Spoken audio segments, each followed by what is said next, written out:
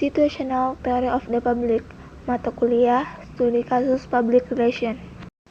Grunig mengartikan publik sebagai kelompok khusus yang anggota-anggotanya mempunyai alasan yang sama untuk tertarik dalam aktivitas dan perilaku organisasi. Teori ini menjelaskan tentang bagaimana dan kapan seseorang memiliki ekspektasi yang kuat untuk terlibat dalam kelompok isu-isu organisasi. Menurut Dewey, publik mengalami perkembangan berdasarkan 3 aspek. Yang pertama, aspek munculnya masalah. Yang kedua, aspek kesadaran akan masalah. Yang ketiga, aspek bentuk-bentuk respon terhadap masalah. Dalam model teori situasional, Grunig mengidentifikasi 4 macam publik secara khusus. Yang pertama, all issue public, yaitu publik yang aktif pada semua isu. Yang kedua, apathetic public, yaitu publik yang tidak memperhatikan isu.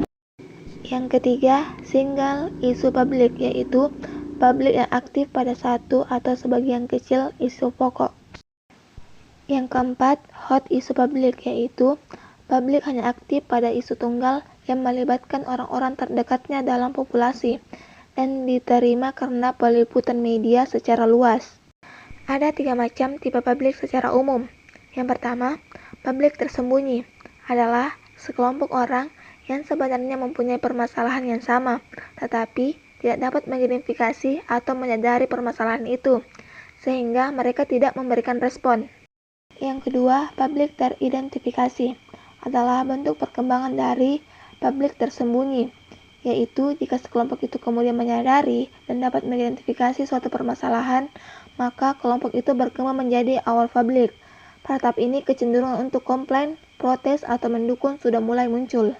Yang ketiga, publik aktif adalah sekelompok orang yang mendiskusikan dan merespon permasalahan itu dengan mengeluarkan opini atau melakukan aksi-aksi tertentu. Menurut Grunig, situational theory of the public mempunyai beberapa asumsi dasar.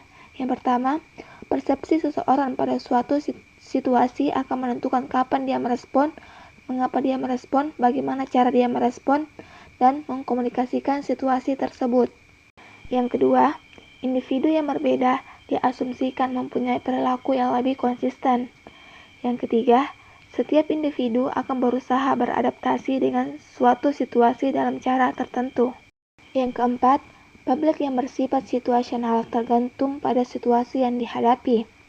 Yang kelima, karena bersifat situasional, masalah atau isu bersifat dinamis, maka publik pun bersifat dinamis. Inilah yang saya sampaikan, kurang dan lebihnya mohon dimaafkan.